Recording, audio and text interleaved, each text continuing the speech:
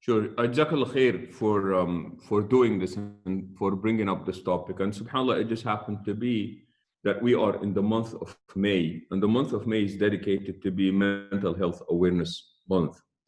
And usually when we think of Awareness Month and the month is dedicated to this, there are certain things that we want to achieve during this month. And we have 4 goals that we want to do. Number 1 is that we want to find stigma. Number 2, we want to educate the public. Number 3, we want to support individuals and their loved ones who are going through mental health related issues. And number 4, when we can, we want to be able to push and advocate for policies that help the people who are going through mental health issues as well as their loved ones. So number 1 is fighting stigma. Not just in the Muslim community, but overall, there is this concept of shame that is associated with a person who has mental health related issues. And there is, of course, the historical background behind it.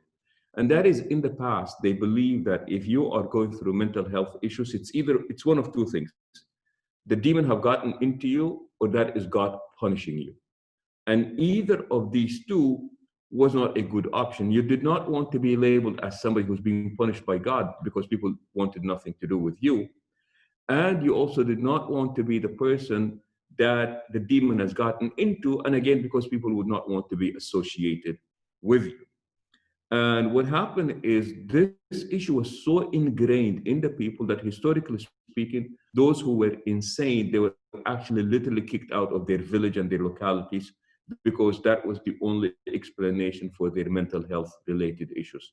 God is punishing you, or that the demons have gotten into you. And to add to it now, in the Muslim community, a lot of people don't like to address mental health related issues because they believe that if you are a good Muslim, you should not have any mental health related issues. God will take care of you. Your relationship with God is good enough to take care of you mentally, and you should be in the soundest mental state. And that is erroneous. Theologically, it is not true realistically. And please do not believe this lie. Please do not spread this lie. This is a misconception and it is not true at all. A believer can be a very good Muslim, an extremely practicing Muslim. They can be very tender in their heart, yet very troubled in their mind. It does not take away from their belief. They're not necessarily weak people. And I love the way that Islam addresses this issue. Because you remember, if you ask the average person there, and please, if you can have your audience respond to this question, if we ask right now, how would you describe Jannah? Like, how would you describe paradise? Like, what is the first thing that comes to mind when you think of paradise? Okay, just if you're getting any response, let me know. What is like one thing, like when you think of paradise, what comes to mind? And my guess is that most people would associate Jannah with a lot of physical joy. You can eat all you want, you can drink all you want, you can have all the relationships that you want, you can drink, which is all true, by the way, and we don't want to take that away. However, one of the most commonly repeated themes of paradise in the Quran is this idea of you will be psychologically so unbelievably healthy. In no less than 10 places in the Quran, Allah promises people of paradise, لا خوف عليهم ولا هم يحزنون. They shall neither experience fear nor shall they experience grief. They shall neither experience anxiety about the future nor shall they be depressed about the past. And we know that, subhanAllah, it does not matter how much of physical joy you have. If you are not in a good mental health state, that physical joy will never compensate for the issues that you're going through mentally and psychologically. So what happens now is that the most common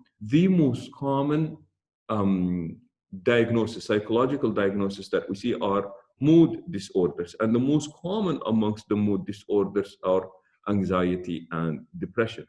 Anxiety basically is this vague, unpleasant feelings that we have in anticipation of a misfortune about the future. Depression is this feelings of sadness, helplessness, and hopelessness, and constant pessimism over something that happened in the past. So we become too sad about yesterday, too worried about tomorrow. We become either captives of our memories or we become prisoners of our imaginations and we miss out on living today. So Allah tells us, in paradise, you will not experience this. In paradise, you are truly going to experience what it means to enjoy the moment, where you are neither worried about what might go wrong, later on, or what went wrong yesterday. You truly get to enjoy the moment. And right there, that is Islam's way of telling us the importance of this idea of a sound mental health. And I love the way that the Quran speaks. And please keep in mind, to you and your audience, that the Quran is a very brave book that is read by a lot of cowards. The Quran is not afraid of bringing up these topics, talking about these topics, addressing these topics head on, be it about mental health, be it about sexuality. I'm a sex therapist, by the way, I'm a sexologist. So, these issues are very dear and near to my heart because the Quran, even though we may treat it as taboo, but the Quran just very emphatically, explicitly, and beautifully, and honestly and scientifically is able to address these issues.